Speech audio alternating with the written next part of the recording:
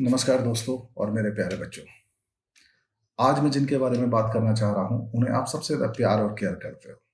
मैं बात करना चाहूँगा आपके बच्चों के लिए। मैं सभी पेरेंट्स और बच्चों दोनों से एक रिक्वेस्ट करना चाहूँगा, इस वीडियो को अपने जीवन में पूरी तरह से समझ कर ढाल लें और देखेंगे इसको पूरी तरह से आपको बेनिफिशियरी इसमें नज़र आएगा। मैं बच्चों के इस स्टूडियस लाइफ को 3 पार्ट में डिवाइड करना चाहूँगा। पहला, घर और परिवार। दूसरा, स्कूल और संस्कार। तीसरा, स्वयं और माई सेल्फ। घर परिवार 33%, स्कूल और संस्कार 34% और माई सेल्फ 33%। बच्चों, यदि इन तीनों पार्ट को आप लगातार साथ में रख के कार्य करेंगे तो आपको निश्चित सफलता मिलेगी। यदि किसी भी पार्ट को आपने छोड़ दिया तो आपको वो सफलता पाने के लिए बहुत सारा कुछ छोड़ना पड़ेगा। बच्चों, मैं आपसे एक सवाल पूछना चाहता हूँ। इमेज कीजिए, किसी दिन घर पर आप अकेले हैं और आपके पास केवल एक चेयर है और अचानक आपके पापा और आपके टीचर आपके घर पर आ जाते हैं। तो जो अकेली चेयर है, आप उस पर सबसे पहले किसे बैठाना चाहेंगे? इसका आंसर मुझे कमेंट्स बॉक्स में जरूर लिखें। बच्चों, घर पर आपका व्यवहार किस तरह से है? क्या आपके व्यवहार से आपके माता पिता बहुत खुश हैं? आपके बड़े और छोटे बहुत खुश हैं? क्या उन्हें प्राउड होता है आपके इस व्यवहार से? क्या आप कभी किसी को ठेस तो नहीं पहुंचाते? या आपके व्यवहार से कोई दुखी तो नहीं होता? या ऐसा व्यवहार तो नहीं है आपका जिसको आपके पेरेंट्स को पसंद नहीं हो?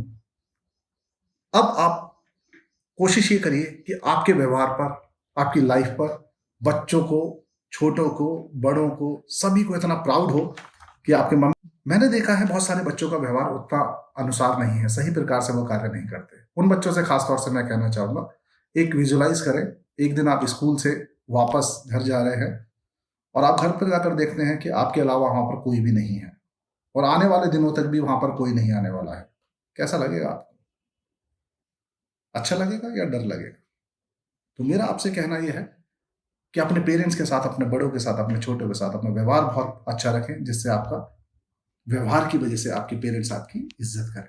दूसरा, मैं उन पेरेंट्स से भी बहुत कुछ कहना चाहूंगा कि अपने घर में कुछ संस्कार और नियम बनाइए। क्या आप जानते हैं, हम घर को घर और मकान को घर क्यों नहीं कहते हैं? मकान और घर में केवल एक ही फर्क होता है, घर में हमारे संस्कार और नियम होते हैं और मकान में हमारे नियम और संस्कार नहीं होते। तो मैं आप सभी लोगों से उम्मीद करूंगा अपने घर में नियम और संस्कार बनाएं, जिससे आपका जो मकान है वो बहुत जल्दी घर बन सके। बच्चों, दूसरा पार्ट जिसकी मैं आपसे बात करता हूं वो स्कूल और संस्कार। स्कूल एक ऐसा प्लेटफॉर्म है जहां पर आप जीवन की शिक्षा लेते हैं। आने वाले जीवन में आपको जो भी कुछ मिलेगा, आपने स्कूल को उसमें किस तरह से शिक्षा प्राप्त करी है उस पर डिपेंड करेगा। स्कूल में आप जो भी सीखते हैं, मित्रता, फ्रेंडशिप, अनुशासन, डिसिप्लिन, कंपटीशन, व्यवहार, दृढ़ता, शारीरिक क्षमता, ये सब कुछ स्कूल से ही सीखा जाता है। आपके टीचर जो आपको सबसे अच्छे मार्गदर्शक बन सकते हैं आपका उनके साथ व्यवहार कैसा है? एक टीचर आपसे उम्मीद करता है कि आपके व्यवहार पर वो प्राउड कर सके और आप जो भी चीज सीखते हैं वो पूरी तरह आपके टीचर के ऊपर डिपेंड करेगा। यदि आपका टीचर के साथ रिलेशन बहुत अच्छा है तो जरूर आप कामयाब होने के बहुत पास हैं। कोशिश ये करिए कि आपका व्यवहार ठीक हो जाए। व्यवहार को ऐसा बनाएं कि आपके व्यवहार पर दूसरे लोग प्राउड कर सकें, जीवन भर याद रख सकें। इसलिए हमको चाहिए स्कूल द्वारा दिए गए सभी काम बहुत समयबद्धता से, टाइम पीरियड के अनुसार हमें कर लेने चाहिए। चाहे ट्यूशन हो या स्कूल का वर्क हो, हमें समय के अनुसार कर लेना चाहिए। यदि आप मानते हैं अपने डिसिप्लिन को, यदि आप मानते हैं कि आप कम से कम कितना पढ़ना है आपको, तो कम से कम मैं स्कूल और ट्यूशन के वर्क के अलावा आपको 3 घंटे अलग से सेल्फ एनालिसिस पढ़ने के लिए सलाह दूंगा कि कम से कम 3 घंटे तो जरूर पढ़ें। दोपहर में जब भी आपको मौका मिले एक छोटी नींद जरूर लें। सुबह 5 बजे उठना है और रात को 10 बजे आपको जरूर सोना है। अब मैं आपसे बात करूंगा आपके स्वयं की। बहुत जरूरी है, यदि आप अपने ऊपर ज्यादा ध्यान नहीं देंगे तो समय भी आपके ऊपर ज्यादा ध्यान नहीं देगा।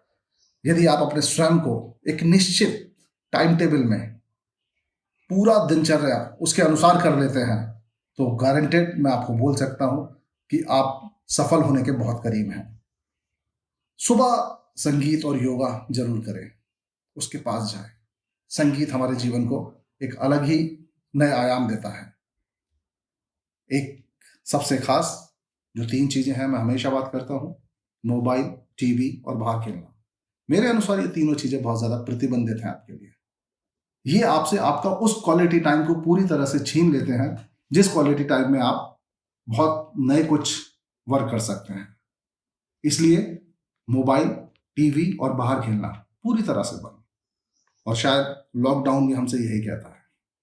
आज जो हमारे देश में लॉकडाउन है, इस समय को, इस क्वालिटी टाइम को पूरी तरह से यूज करिए और नई नई स्किल सीखिए इसमें वो सारी स्किल जो हमेशा आप इंतजार कर रहे थे, समय के अभाव में पूरा नहीं कर पा रहे थे।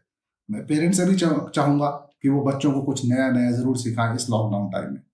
ये लॉकडाउन कब तक चलेगा इसके बारे में हम कुछ नहीं कह सकते, लेकिन आप इसमें कितना सीखेंगे ये जरूर आप अच्छी तरह से जान सकते हैं।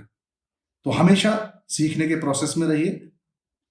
जो भी स्किल आप नया जो भी स्किल आप सीखे हैं या सीखना चाह रहे हैं, या आप में अगर कोई स्किल है तो उसका वीडियो मेरे स्क्रीन पर व्हाट्सएप नंबर है, उस पर जरूर डालें। मैं कोशिश करूंगा उसको एक नया प्लेटफॉर्म, नया आयाम जरूर देने की। और अब स्कूल, जैसा कि मैंने आपको पहले बताया, 3 अप्रैल फ्राइडे से हम लोग माइंडसेट इंटरनेशनल स्कूल की सभी ब्रांचेस डिजिटल क्लास में लेकर आ रहे हैं। तो बहुत जल्दी आप लोग अपने रोल नंबर को, अपने मोबाइल नंबर को जल्दी से जल्दी स्कूल में रजिस्टर्ड करा लें, जिससे आप तक ये सारी चीज़ें बहुत आराम से पहुंच जाए। और आज 1 अप्रैल, फूल डे, मूर्ख दिवस, क्या किया आज आपने? बनाइए वीडियो, मूर्ख बनकर वीडियो बनाइए और भेजिए मेरे व्हाट्सएप नंबर पर। उम्मीद करूंगा कि आपको देखकर मुझे अच्छा लगेगा। Thank you.